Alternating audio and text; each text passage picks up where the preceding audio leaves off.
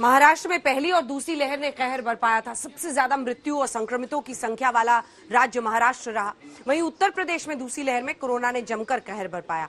आखिर दोनों राज्यों के स्वास्थ्य मंत्रियों का नए वेरिएंट पर क्या कहना है, जरा सुनिए। ओमाइक्रॉन का हमें प्रिवेंशन करना अगर है तो हमें जो फ्लाइट्स साउथ अफ्रीका से आ रही है उसको रोकना भी जरूरी है। और इतना ही नहीं तो जो भी सेंट्रल गवर्नमेंट को इसके बारे में पूरा इंफॉर्मेशन देना जरूरी है।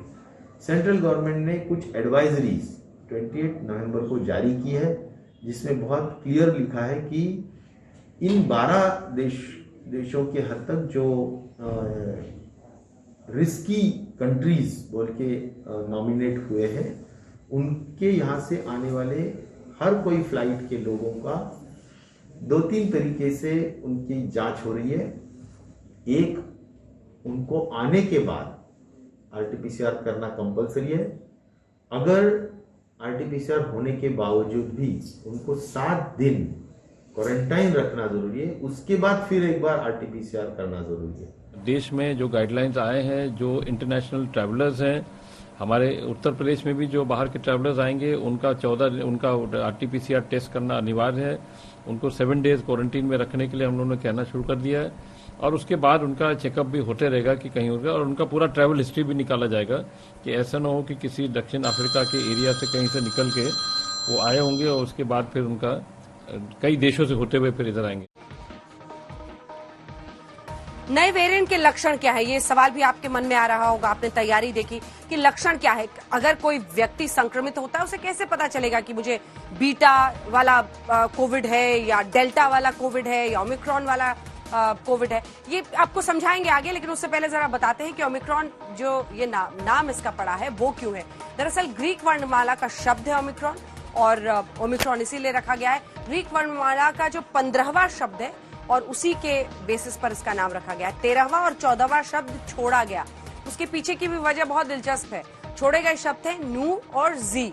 अब कहा जा रहा है शी जिनपिंग नाम है चीनी राष्ट्रपति का, तो उनके नाम से अगर ये जुड़ जाता या उस तरह से आगे बढ़ता, इसीलिए जी और नू दोनों को छोड़ दिया गया है। ओमिक्रॉन इसका नाम रखा गया है। नू को उच्चारण की वजह से छोड़ा गया है। ये तो नामकरण की पूरी कहानी आपने सुन लिया। भाई आपको दिखाते हैं कोरोना के नए खतरे पर अफ्रीका से आई हुई एक अच्छी खबर है, जरा वो भी सुन लीजिए।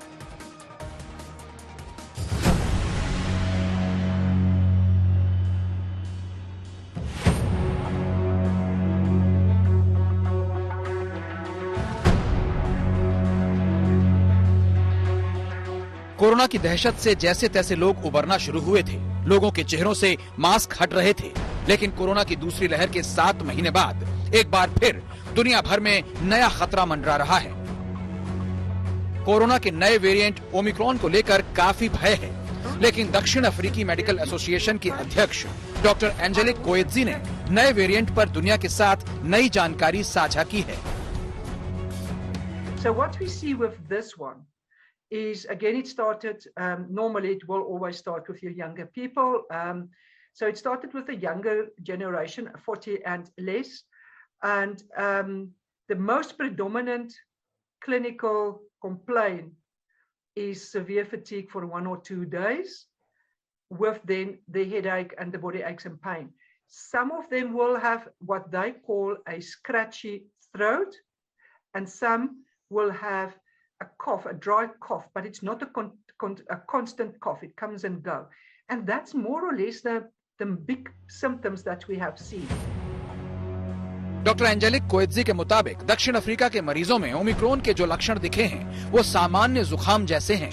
मसलन ओमिक्रॉन से संक्रमित मरीजों में जरूरत से ज्यादा थकान, मांसपेशियों में हल्का दर्द, गले में खराश और सूखी खांसी देखी गई, जबकि कुछ मामलों में हल्का बुखार दिखाई दे सकता है। मरीज अस्पताल में भर्ती होने की जरूरत के बिना पूरी तरह से ठीक होने में सक्षम हैं। बड़ी बात ये कि नया वेरिएंट 40 या उससे कम उम्र के लोगों को प्रभावित कर रहा है। जिन लोगों में ओमिक्रॉन के लक्षण दिख रहे हैं उनमें से करीब आधे संक्रमितों का टीकाकरण अभी नहीं हुआ है।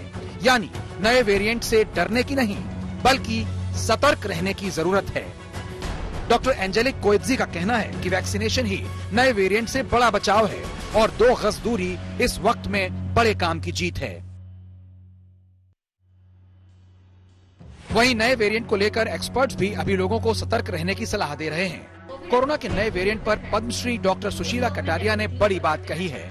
डॉक्टर कटारिया के मुताबिक नए वेरिएंट को लेकर दुनिया भर में एक डर है, जबकि कई तरह की अफवाहें भी फैल रही हैं। हम इस टाइम पे पैनिक रिएक्शन ना क्रिएट करें। अभी समय है, ये सिर्फ 2 सप्ताह भी नहीं हुए हैं कि ये वेरिएंट, ये म्यूटेशन हमें पता चली है। सो इसके बारे में बाकी चीजों को तो हम गेस ही कर सकते हैं कि इससे क्या होगा, लेकिन जो अभी तक बात पूरी तरह से पता चली है वो ये है कि इन्फेक्टिविटी रेट इसका ज्यादा है, सिवियरिटी ज्यादा है, ये कंफर्म नहीं हुआ है। ये भी कंफर्म नहीं है कि जो वैक्सीनेटेड लोग हैं उनको भी ये इन्फेक्ट करेगा। ये भी कंफर्म्ड नहीं है कि जिनको पहले हो चुका है उनको दोबारा हो सकता है। सो बहुत सारे इसमें इफ्स एंड बट्स हैं। WHO के मुताबिक शुरुआती साक्ष्यों से पता चला है कि जो लोग पहले कोरोना से संक्रमित हो चुके हैं उन्हें दोबारा कोरोना के इस नए वेरिएंट से संक्रमण हो सकता है। दोबारा संक्रमण का खतरा इस वेरिएंट के साथ बना हुआ है, लेकिन बड़ी बात ये कि लोगों को डरने की नहीं बल्कि कोविड प्रोटोकॉल फॉलो करते हुए लड़ने की जरूरत है। दिल्ली में नीरज वशिष्ठ के साथ आज तक ब्यूरो।